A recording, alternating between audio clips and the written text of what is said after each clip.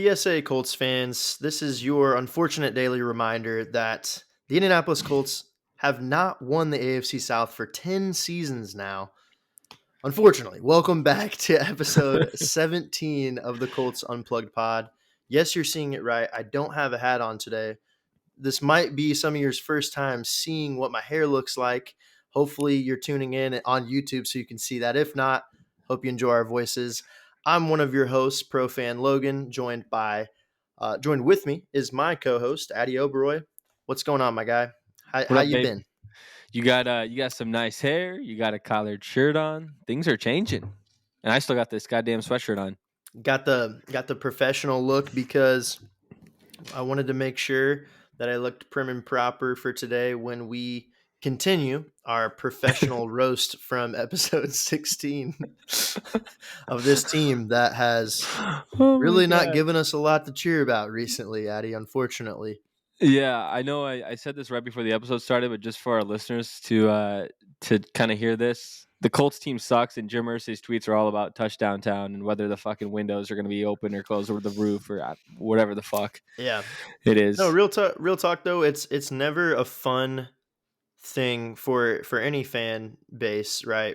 Regardless of what team you support. But obviously, this is a Colts podcast, but it's never fun to go into the last game of the season and have it be just an absolutely meaningless game, right? It's tough, no matter who you are, Yeah, and unfortunately, this is another year where the Colts are going to have to deal with that. Last season, we at least had the excitement, right, of going into the last week of the season with a legitimate chance to be a postseason team. And this year, it's going to be potentially crickets inside Lucas Oil Stadium. So, before I yeah. dive into some questions I had for you about some of the comments and AR's health concerns and stuff, wanted to ask you, how do you think the vibe is going to be, the environment inside Lucas Oil on Yeah, Sunday, going into a meaningless game against the Jacksonville Jaguars? I will say this is like a double whammy, like a double worst case scenario because one, it's a meaningless game, and two, we don't even have our 23-year-old quarterback playing because he's 22, injured. even 22-year-old younger. quarterback, even younger, second youngest starting quarterback, as Yeah. opposed I think with Drake May or something like that. But it's like how much more pain can Colts fans take at this point? Like you just gave it all to us for the last 8 years of Ballard, so we appreciate it. I don't know what the vibe's gonna look like. If the Colts won last week against the Giants, I think I would have bought tickets and gone to this game, even though it relies Yeah, on the Broncos game. strongly would have considered as well. Yeah. Yeah, 100%. Now at this point, it's gonna be like 2021. I think the Jags when they had paper bags and clown faces, and I know Jim Irsay last time took some signs away when Joe Flacco was starting when AR got benched. So They're silly. Yeah. I wonder if they'll do the same or if they're going to allow us to wear clown masks and paper bags on our head because there's been absolutely no change in the last 8 years that Chris Ballard has been our GM, our general manager. So I, I be honest, Colts fans, like I didn't even want a podcast today, but I'm doing this because like Yeah. we want to give you the best, and we've got to do this every Monday and Thursday, and we're gonna do it forever, forever. Yeah, Logan's stuck with me Forever. forever. Forever. Um, But it just sucks. Like it really makes you think like, Giants fans, Jets fans, other fans out there that have just been out of contention for weeks. Like they're just miserable every Sunday. And that's what I feel like watching from home. And I'm sure a lot of people aren't even going to show up to Lucas Oil Stadium.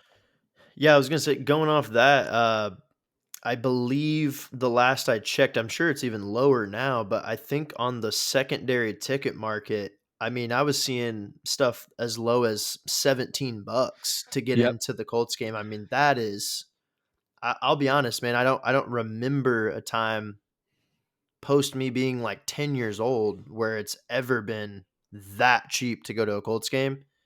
Yes. 10 bucks is, or, 17 bucks is insane. Like that is embarrassing a little bit. That's So, Giants level bad. That's Browns yeah. level bad. That's Jets level bad. Like I think it was Section 100s. You can get tickets for like about $50 a pop, which is insane.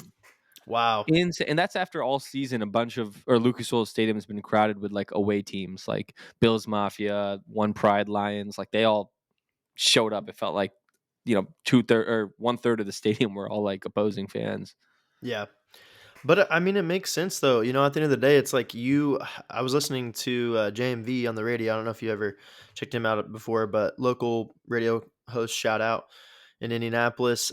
He was talking about it just making sense, and after a while, you can only expect fans to continue to show up and continue to spend their money on a team that's like refusing to make changes. It's one thing if they are going through some growing pains and you know going through that time period of growth, right? Like they Yeah, told us they were going to have with Anthony Richardson, but this is just unfortunately the past 8 years has been almost misconduct against the team, yeah. just so inappropriately managed. Is the problem I think people are having. So we're gonna find out. I think you're gonna get a little taste on Sunday on just how tired this fan base is when the camera pans around and you see all those empty seats. Like Jim Irsay is going to have to face the noise And at if some point or another. So And if that didn't send the message, what about ESPN's face himself, Pat McAfee, former Colt,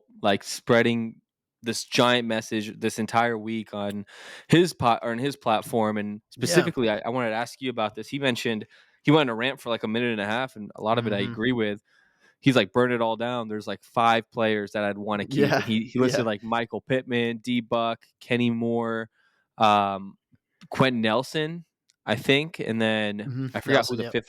who was the fifth player? It was I like don't it remember. was Buckner, yeah, Quentin Nelson, Michael Michael Pittman, Pittman, Kenny Moore, and Alec Pierce. I think. Alec Pierce. Yes, it was Yeah, Alec Pierce. He's outside of that burn all out. Now, obviously, it's a bit yeah, of an exaggeration. Still want to keep Bernard yeah, Ryman. I think Grover Stewart's a must keep. Josh Downs is a must keep. But he said he yeah. was like, It was an exaggeration, but I got his frustration and of what he was trying to say. I think. Yeah, it seems like he really doesn't like Jonathan Taylor, though. He goes, get what you yeah, can get, a second round pick, and ship him out. And I think he's still yeah, pissed off about the Broncos and the fact that he always has ankle injuries. But he yeah. is like a strong point. Like Well, he's the reason we're in games the last couple of weeks. Well, I mean, a major part of what he talked about too, I wanted to ask you about because that was what I wanted to really get to was AR's injury, right? Because that's the Yeah, talk of the town right now of just the future of where this whole Anthony Richardson situation is going to go. Pat McAfee did mention that he's kind of out, like he's not bought in on Anthony anymore, which understandable. That's his opinion. Um, what are your thoughts on this potentially lingering injury situation, and then what are your, I guess, your hesitations moving forward yeah. with a franchise quarterback who, let's just be honest, he hasn't played enough games to have the fan base be confident in him and Yeah. believe that he's the guy yet, right? So where are you kind of sitting at right now going It into the last game of the season with him, missing time again? it really just feels like one step forward and two steps back for Anthony Richardson. Like this was supposed to be the year that we figure out, hey, like or it's supposed to be like a rebuild year. He didn't really have his rookie season. We kind of get him into the grasp of things, being able to learn the NFL, learn how to read defenses by just playing football. And unfortunately, because of 2 games because he got benched, 2 games because he got injured, 2 games at the end of the Hmm. season because he got injured, he ended up only playing 10 games this season. And I think he's played 17 out of 34 possible games that he could have started in the NFL over the last 2 seasons. And Just not good enough. it's Yeah, just not good enough. And yeah. I'm going to put words in your mouth too. I'm going to say we are big Anthony Richardson supporters. Like we want him to do well. We think he can be a franchise quarterback, but there are concerns, especially with injuries when you're only playing 50% of the games, and you're also having like a 48% completion percentage this year, 50% holistically in your past 2 seasons in the NFL. So this year, 2025, in my opinion, is a make it or not kind of year. And it sucks to give up Mm, on quarterbacks so early because you see what Baker Mayfield's doing. You see what Sam Darnold's doing. You see what Ryan Tannehill did in his second coming with the New York with the Titans after leaving the Dolphins. But this really is, I think, a make it break it year. Like I need to see him healthy for 16, 17 games of the season. I need to see him I need to see them win despite being at his fault, meaning he doesn't cost them the win. I don't want to see costly turnovers. I want him to at least have like a 55 to 58% completion percentage, which I don't think is a lot to ask for. but you got to put your team in a position to win. And we saw Joe Flacco. He didn't play particularly well last week, and I'm not a Joe Flacco fan whatsoever. I still want to start Anthony Richardson, but Joe Flacco Yeah. still had like a 60% completion percentage, threw for like 350 yards or whatever with these same weapons. So like these Yeah. weapons are good. Like Josh Downs, Alec Pierce, Michael Pittman, hopefully 80 steps up. We get a tight end, Jonathan Taylor, top 5 O-line. Like these weapons are good. We just got to figure out a way to like Mm-hmm. get Anthony The Richardson best, going, and that starts by staying on the field. the best ability is availability, like we talked about the other day. Yep. And I couldn't agree more. That's where my main concern is, because it'd be one thing if going into the offseason we only had one concern with Anthony Richardson, which was like, hey, he needs to get a lot better on his intermediate game and on his accuracy, right? Like Yep. obviously that's priority number one on the skills side of things that he needs to work on. But the fact that we now have to also worry about his long-term health and can he stay healthy along with that, that's troubling for me, because you never want to go into an offseason with more questions than answers. And I think that's where, as a Colts fan, I do get a little worried that he might not be the guy. I do support him and I want him to be the guy, like you mentioned. I agree with you, but I do have my doubts and my worries, because he's got a lot to overcome. I think you mentioned it in a video actually that you made earlier this week on the podcast. A lot of things have to go right for him in year 3 now. He doesn't have a lot of wiggle room at this point, unfortunately, because Right. we're moving into year 3 now. And so you get into that offseason and he's gotta get tremendously better as a passer, right? He has to make very drastic improvements as a passer. He has to showcase that he can be healthy, that he can be, the long term guy that's going to not be missing more than 2, 3, 4, 5 games, right, in a season. You just can't do that when you're a starting quarterback in the NFL and you are looking to establish your team as a playoff team. Look across the league; like there's not a lot of playoff teams, and their starting quarterback is missing 5, 6 games. It's just Yeah. not happening. It just doesn't happen. What do Um, you I have a question so I want to ask you then. What do you do with like do you bring in a quarterback that could be his backup, or do you bring in like a quarterback that's going to compete with him in the yeah, offseason, like a Justin Fields, or you draft someone like Jackson Dart out of Ole Miss yeah. and in like the 5th, 6th I round, like I love the competition aspect of it. I really do. I think that would be something good for AR. And I say that because we saw how AR responded positively to being benched. He came back and actually had the best game of his young career, and he had multiple game winning drives following that. And he looked like he was more in command of the offense and he was more of a leader, and his team was flocking almost around him, right? Like they were looking to him to be the guy. he looked So poised. yes, very poised. Didn't really get too down or have too many like outward emotions, right? That he was showing on the field, and so I think he could be one of those guys that needs a little bit of an edge or needs somebody to push him. Maybe I Yeah. don't know if he's a guy that's just and everyone's different, right? But I don't know if he's a guy that's just super naturally motivated by himself. Like I think he needs to have some competition, or he needs to have somebody sort of pushing him a little bit. I don't think Some like guys Sam are self Ellinger. motivated. Some guys are like competition motivated. I think he's just Yeah. competition motivated.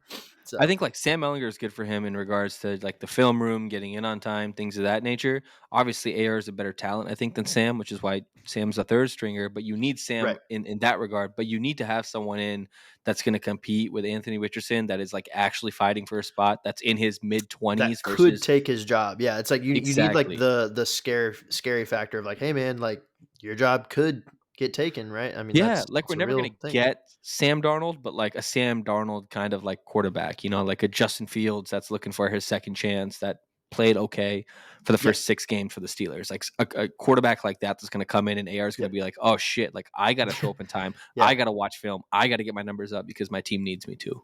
yeah. And I will say transition on that too. It doesn't help with how Steichen has represented, right, his quarterback, Yep. like we talked about in the media room. And I wanted to ask you about those comments, and then we'll do just a very brief, very quick, because I know a lot of Colts fans don't really care about this game against the Yeah. Jaguars. So we'll do a very, very quick gloss over with it after. But I Yeah. wanted to ask you on the Shane Steichen front.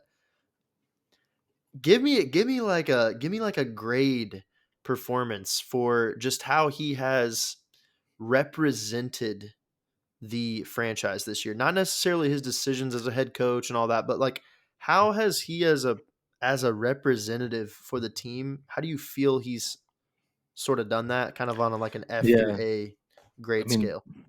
D, D minus, F. Like genuinely, like Fair. I think it's yeah, fair. Yeah. I think it's genuine. It's cause for genuine concern. Like back spasms is soreness. Back spasms is like hello. It's a disc issue. Like he's going through some Yeah. shit where he's literally crawling around the house, and you're calling it fucking soreness. And you like to keep all these things in house. Like even today, which is fine. Like I understand why Shane Steichen said these comments I'm about to read. But Shane Steichen was asked if he gets the impression from Jim Irsay that that he will return in 2025.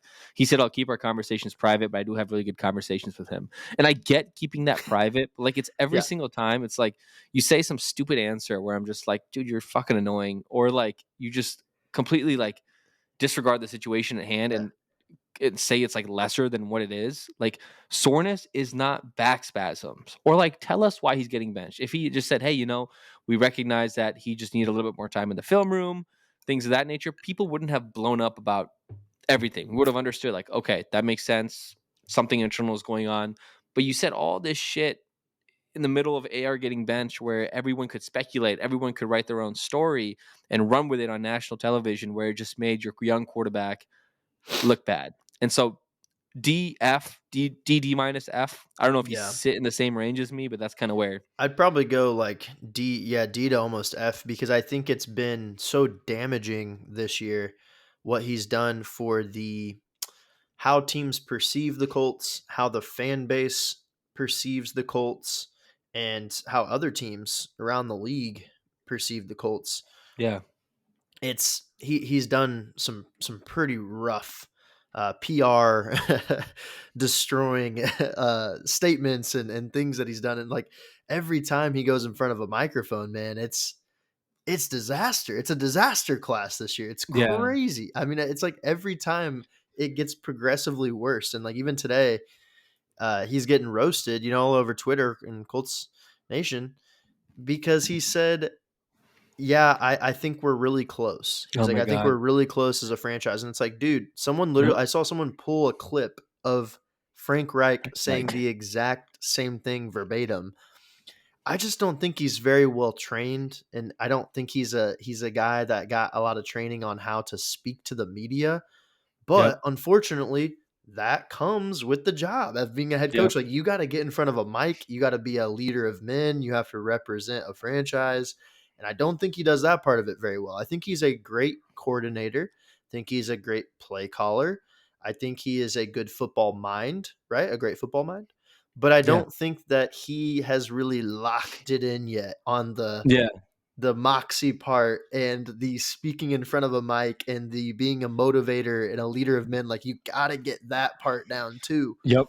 It can't just be the football aspect with a head coach. So You know who else that's said like where I think one? he's fallen short this year is in that category. I completely agree. You know who else said like 1-0 and 1% better every single day? It also Frank fucking Reich. So it's like I know. it's like you're getting the same Well, person, except they both were Eagles coordinators. One's a little to bit be fair, younger. yeah, there's some crossover there because I think they had similar philosophies and similar styles and even similar coaching trees, right? So I mean, Yeah, there's it's definitely a crazy little bit of because crossover.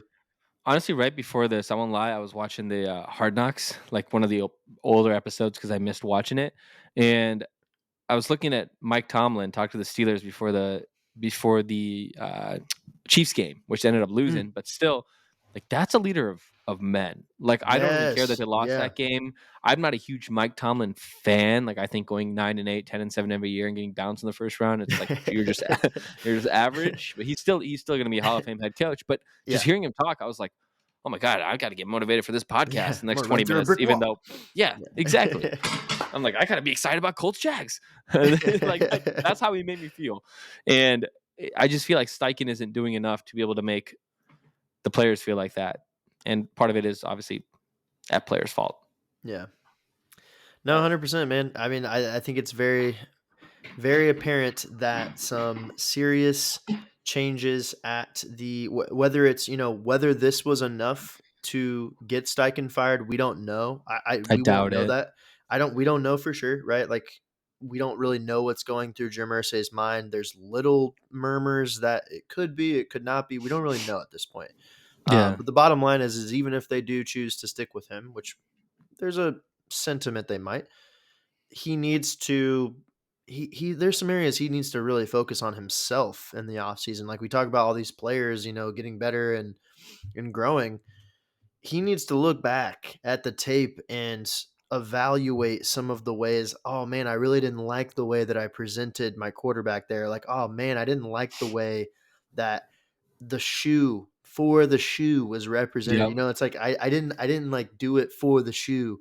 yeah. And so I think he's definitely going to have to be on high on that list of people and people within the organization that need to change and have a serious It's overhaul of it's like themselves. corporate jobs in corporate America. At the end of the year, they always send out a survey to the employees to Performance say reviews, yeah, exactly. exactly performance He's reviews are like a failing his survey. performance review, bro. He's not Hundred getting a percent, raise. Definitely not hundred getting a percent. raise for 100%. sure. Only problem is that he's the reason I think he's not going to get fired is even though maybe I want him to, I'm still undecided, but he's on contract for like what another 5 years or something like that. So I don't know if Jim Right. Irsay wants to spend more money and Yeah. you know. Switching over to the Jags game real quick. I think just real simple. I know Colts fans, you don't want to even talk about this whatsoever. I want to talk about real quick. One, score predictions. Two, atmosphere if the Colts win. Atmosphere if the Colts lose. So I guess real quick for atmosphere, because I think that's the more exciting part. If the Colts lose on Sunday, they'll have Joe Flacco, so maybe that negates some of the what we feel with the loss to Colts Right. fans. But Colts lose on Sunday to the pitiful Mac Jones and the Jaguars.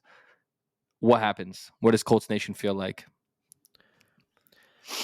I'll be honest, man. I don't think it changes much because at this point, there's almost a an element of, oh cool, we get a one or two higher spots in our draft pick. Like Depending seriously, upon I think that's where people are right now. I don't think it really matters that much. It would make sense. It wouldn't surprise me, right? Because the Jaguars always play the Colts really well, and they've yeah, been a thorn in their side for years. And so it wouldn't surprise me a ton. I don't think it would change my opinion on me wanting to blow it up. I still think I would hold firm on that belief. And I don't think a win or a loss will move me in any sort of direction whatsoever, especially now that I know Anthony Richardson will not be playing on yeah, Sunday. Yeah. 100% agree. I think the feelings are going to be the same.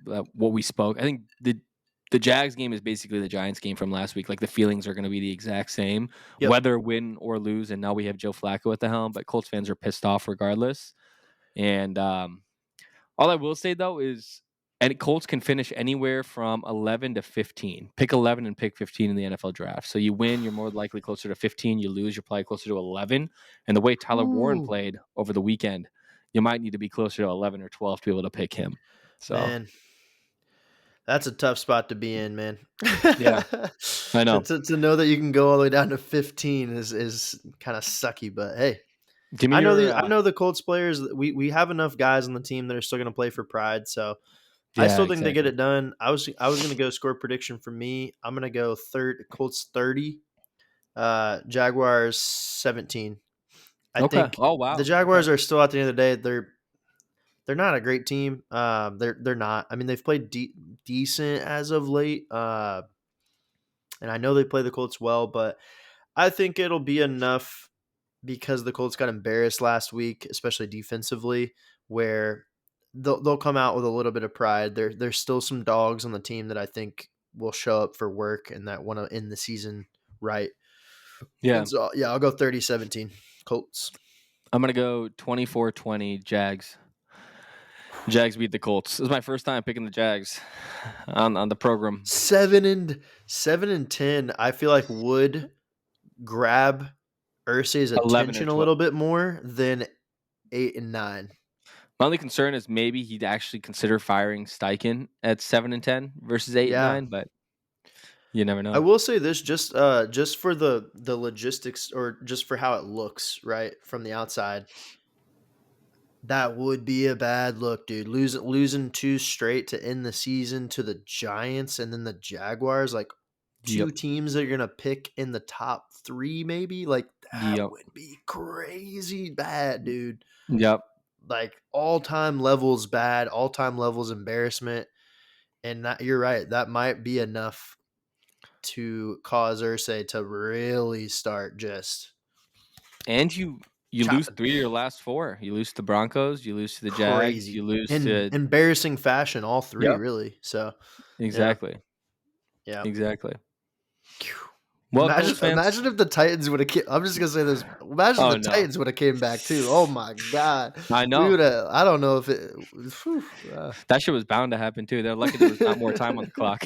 Otherwise, it might have happened.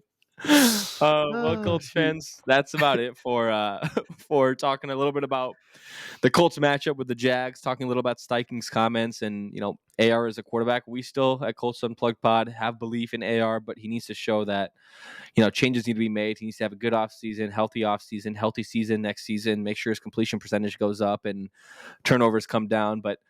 Next year is make it or break it. I think if they retain Yep. Steichen, it's make it or break it for Steichen. It's make it or break it for Anthony Richardson. But yeah, Colts fans, we'll see you. Whether it be with, I think regardless, we're gonna have some pretty good content on Monday. Yeah. Regardless if the Colts win or lose, because we're gonna figure out kind of where we're gonna draft, Yep. hopefully, and things of that Teaser review. nature. Make sure you guys click that subscribe button if you haven't yet, and we will see / hear all of you on Monday. Peace.